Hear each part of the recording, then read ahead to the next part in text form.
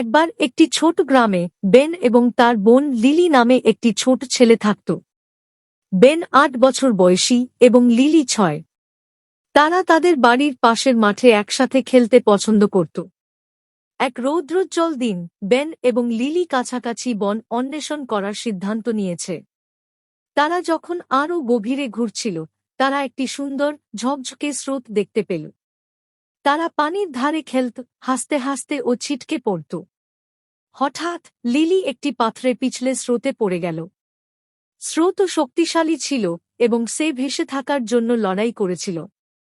বিনা দ্বিধায় বেন পানিতে ঝাঁপ দিলেন। যদিও তিনি ভয় পেয়েছিলেন, তার মনে পড়েছিল তার বাবা মা তাকে সাঁতার সম্পর্কে যা শিখিয়েছিলেন। দৃঢ় সংকল্প এবং সাহসের সাথে তিনি লিলির হাত ধরে তাকে নিরাপদে টেনে নিয়ে যান।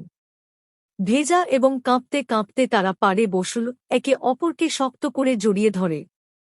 বেন লিলির দিকে তাকিয়ে বললেন, চিন্তা করবেন না, আমি সব সময় তোমার জন্য আছি। তারা বাড়ি ফিরে তাদের বাবা মাকে ঘটনাটি জানায়।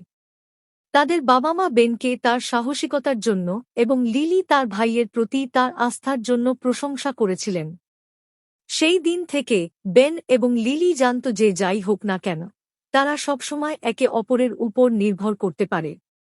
তাদের মধ্যে বন্ধন আরও শক্তিশালী হয়েছিল এবং তারা প্রেম এবং সাহসের প্রকৃত অর্থ শিখেছিল।